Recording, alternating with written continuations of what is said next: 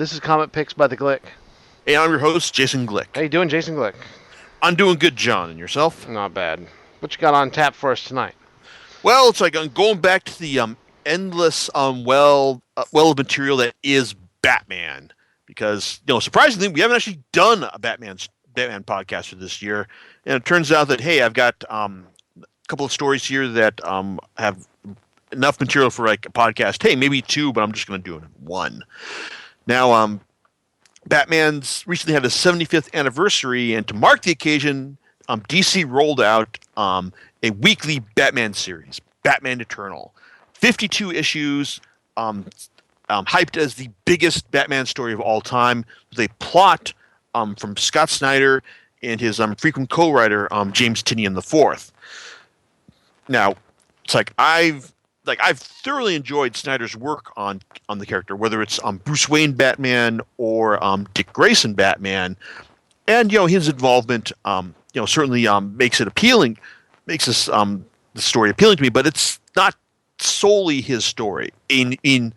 Actually, to be honest, it's more his story than you would think at first when the end finally comes around. But it's also the work of Tynion, Ray Fox, Kyle Higgins, and Tim Seeley, the four other writers who have to do the heavy lifting of script writing week after week after week. Now, the story. Now, if you're thinking about how can this be like the biggest Batman story of all time? Well, it certainly kicks off on an exciting moment when James Gordon fires on what appears to be an unarmed criminal and causes a train derailment in Gotham subway that results in the deaths of over 100 people. So Gordon is immediately put on trial, removed as commissioner, and one of the scumbags that makes up the corrupt scumbags that always inhabit the other parts of Gotham PD is made commissioner in his place. Now it's like this. Now Batman's knows that this is definitely a setup, but so he's got to figure out how this is going. It's what is going on here. But turns out Gordon's Gordon's framing for this crime isn't the only thing he has to deal with, because it turns out that after years away, crime boss Carmine Falcone is also showing up at the very same time. So is Falcone the mastermind behind all this? And if he is, how the hell is he bringing back some kind of demonic influence under Arkham Asylum, led by a seemingly resurrected Deacon Blackfire? And then also when you get to when it also has, but it's also so big it leads Jason Todd, the Red Hood, Barbara Gordon, the Batgirl, and Batwoman down to South America to find the person who may have set up Gordon using knockoff Mad Hatter technology. It is a big sprawling story, and I haven't even gotten to the parts involving Red Robin and Snyder's pet. It's normal person turned Bat supporting character Harper Row, dealing with a nanotech virus in the Narrows, the worst of the worst Gotham neighborhoods. So there is a big sprawling story here, and in being 52 issues long, you think how can this be sustain itself for that length of time?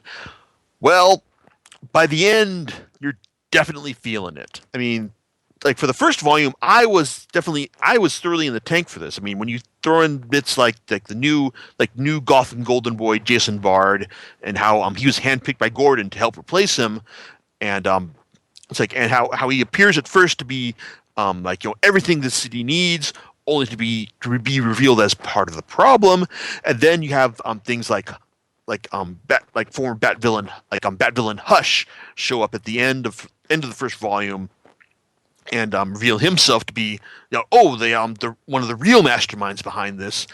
Only at the very end, only at the end of his arc to be, oh nope, not him. And then the story keeps turning and churning in lots of different directions, going through a whole host of Batman's A, B, and C list of supervillains. I mean, we get significant roles from the Penguin and like a Riddler in parts. Killer Croc, guys like Killer Croc, Poison Ivy, Bane. It's like show up at certain points, and then you get the losers it's like Magpie. It's like and the Clue Master, the Signalman, Firefly. It's like, but it turns out these losers actually have more to the main plot as it is, because by the end of the story, it's revealed it's kind of like a pretty ingenious Snyder story. Like it has a simple concept. What if Batman's most least significant foes found a way to actually find a way to distract him. It's like and and finally take him down once and for all. It's like even though it's like the final volume is full of pointless detours, it's like Batman realizing that hey like Wayne Industries being sliced and diced into it's like in ways that with file names that have keys to a demon's names like Ra's al Ghul, the demon's head. It's like I gotta go check him out. It's like dead ends like that. It still manages a pretty satisfying end, because like it basically because like even though it's like that it's like for the most part the story does a pretty good job of like putting Bruce and his Bat family up against the wall for a good portion of it.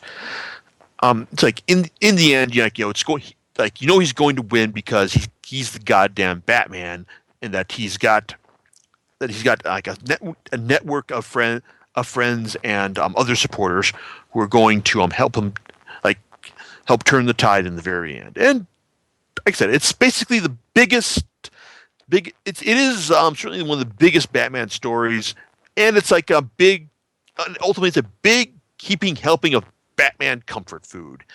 If you're looking to see a Batman story stretched out to epic proportions and not entirely collapse under its own weight, then yeah, definitely check this out. It also has lots of interesting art from a lot of the different creators, from like Jason Fabok, who does a good portion of the first volume and has a good solid conventional superhero style, and Dustin Nguyen, who also who has a much more stylized approach and has definitely been one of the more prominent Bat artists of the last half decade or so. Then you also got outliers like Ian Bertram, it's like Trevor McCarthy, it's like and Fernando Blanco, R.M. Guerra. It's like guys who you wouldn't expect to see on a regular Batman story, but show up here because the beast must be fed on a weekly basis. So Batman Eternal, it's like good reading if you're looking for a huge Batman story that ultimately delivers in the end, even if it is probably a bit too long for its own good, which is probably why the follow-up series Batman and Robin Eternal is only running 26 issues. I will say, however, that if you haven't been reading Scott Snyder's Batman stories, then the reveal of the ultimate villain behind this is going to fall hugely flat, because I don't want to say which of Snyder's stories you need to have read, because if I do tell you this, then you'll probably figure out, hey, wait a second, I bet it's that guy. Then yeah, it's like yeah, I like the fact that seeing this guy show up again as the main villain does kind of help fulfill the potential he was set up with. Like at the end of this particular Snyder storyline, so that was cool. But you have to be reading, have to have been reading Snyder's Batman, and while the idea to make a big story that hinges on having read Snyder's Batman may seem like a miscalculation or a huge barrier to entry, you also have to consider that Snyder's Batman, Snyder and Greg Capullo's Batman, has been one of the best-selling comics in the industry for a couple of years now. So, building a storyline that hinges upon that isn't quite as insane as it would seem. So, there is a bit of barrier to entry here, but there's also a similar barrier to entry in Snyder's next proper Batman story, Endgame, Volume 7 in his run. Now, the cover tells it all. This is Batman. This is the Batman's. This is the next major Joker story. I mean, after the epic funhouse that was Death of the Family, and the Joker decided, hey, I'm gonna go and kill off all your like supporting Bat friends to make you a bigger, stronger, better Batman. Well, after Bruce trolled Joker by threatening to tell him his real name and then dropping him off a cliff accidentally, well, turns out the Joker is just now okay. I'm done trying to be nice with you, Batman. Now I'm just going to go and kill you. And how does he do? What does he do for an opening act? Well, he Jokerizes. It's like Jokerizes Wonder Woman, The Flash, Aquaman, and Superman. So he turns Batman, the Justice League against Batman. Now Bruce has to find a way to like, defeat some of the most powerful superhumans on the planet. And it's like that's just the start of things. Now, it's worth noting that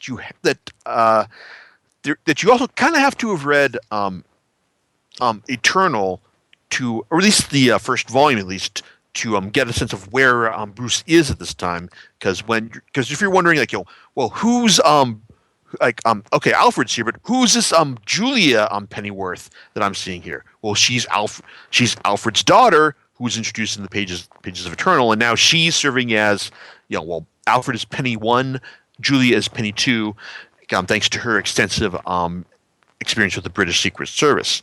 So yeah, little barrier to entry there. As well as the fact that, hey, it turns out Bruce is kind of broke right now because Wayne Industries was sold off piecemeal thanks to Hush and the explosive Hush and other characters. So yeah, again, Batman Eternal offered a lot of major changes to the status quo of Batman and his friends, and that they're being paid off immediately here. So another reason to go check it out. But while I enjoyed Endgame overall, there is no denying that it is a very choppy read in one volume. I get the feeling that this probably did read a lot better in single issue form, where you get to those end of issue breaks, and you're just like, oh man, it's like the Joker's turned Superman against Batman. It's like, oh man, this guy was the Joker all along. Holy crap! And the revelation of who the Joker has been all this time. Well, that's also another barrier to entry, because if you haven't read, because while this character shows up in Batman Eternal, and I believe he shows up in Arkham Manor as well, he's also present in the previous volume, The Graveyard Shift. So this guy, it's like he's kind of a minor character that if you haven't been paying attention, you're gonna go, wait, who is this guy? And it also leads to probably the most Scott Snyderiest bit of exposition I've read so far, because when this guy dissects his name and shows you that his name is just like a very clever very clever unpacking of the Joker's name. It's like you'll either go, oh, come fucking on, or think, hey, that's actually kind of cool. I gotta admit, I fall more into the latter category than the former. So that's cool, and but Snyder doesn't stop there, because he also offers up his own theory as to the Joker's villainy, and just like how he's been around for all this time. In fact, the Joker, he sets up some ideas that, hey, maybe the Joker's been around a lot longer thanks to a mysterious longevity-inducing material that's beneath Gotham. So, and that kind of sets up the final act as Batman tries to get his hands on this thing in order to undo all the Jokerization of Gotham. And there are lots of good moments. That's just when we see the Joker recreate Crime Alley in like in Gotham Memorial Hospital when he shows up in Jim Gordon's apartment just to let him know the gig's up. It's like and when Batman has to go to some villains from a previous Scott Snyder story to to beg to ask for their help on this. It's like, and also the big moment when Batman when it turns out when the Joker thinks he's got Batman dead to rights, but turns out Batman was one step ahead of them all along, like he always is. It's still pretty satisfying. Granted, like I said, it's very choppy and there's a lot of stuff that I felt could have been handled that probably deserved at least another draft in order to smooth out. But it's still thoroughly entertaining and features lots of spectacular art from Greg Capullo. It's very dynamic and energetic. It's and full of lots of stuff that hey, it's it sets up, it teases some stuff that you think you'll say they'll never happen, but also delivers on some big status quo changing stuff. Particularly in the sense that now in the pages of Batman, Jim Gordon is running around in a giant mech suit as a city sanctioned Batman. It's because Bruce Wayne is currently missing in action. But even though even that said, Snyder has a pretty solid formula for working with these Joker stories that a lot of other writers could stand to learn from, just in the sense that you build up the character to be utterly invincible, and then at the very end you show Batman being not just more clever than the Joker, but also just trolling him at the end. I mean, the bit when Batman just it has a hold on Joker and is just begging him for his forgiveness, in believing that what he said wasn't true. It's and as the Joker's just crawling, trying to get to this miracle cure material, it's beautiful. So Endgame, flawed, but still deeply entertaining. And Snyder's been kind of mum, as you'd expect, as to whether or not he'll do another Joker story after this. But it's if he does, it's I'd be open to it, and there's also room for improvement as well. So there you go. It's probably not the most ringing of endorsements for Snyder's Batman work, but I did enjoy Eternal and Endgame despite their flaws. So John, any thoughts on your end about all this? So generally recommended both of these? Generally recommended. If you've been reading Snyder's Batman stuff so far, there's no reason not to pick up Endgame, even though it's you be advised that there are some of the status quo it presents is definitely influenced by the events of Batman Eternal. Okay, great. Do you know what you're going to be talking about next time? Oh man, it's I actually know what I'm going to be talking about for, I believe, the next 4 podcasts. Oh, okay. Yeah. Next week, I'm actually going to be talking about Al Ewing's Loki, Agent of Asgard, as well as Kieran Gillen's Young Avengers, which acts as kind of the precursor to it, because it turns out I didn't think that it's a Loki series not written by Gillen could actually be worth reading. I was wrong.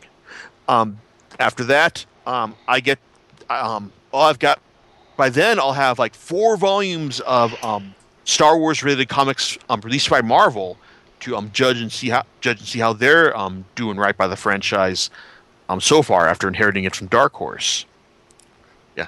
Then after that, I get to sit back and read and give my shot at rereading 37 volumes of Gantz in advance of the final volume coming out in the next couple of weeks. And by the time that wraps up, we'll be into December. And hey, I think there's a chance that Mark Waid's final volume of Daredevil will be out by that time. We shall see. All right, we shall. And we shall check you out next time on Comic Picks by the Glick. All right, laters.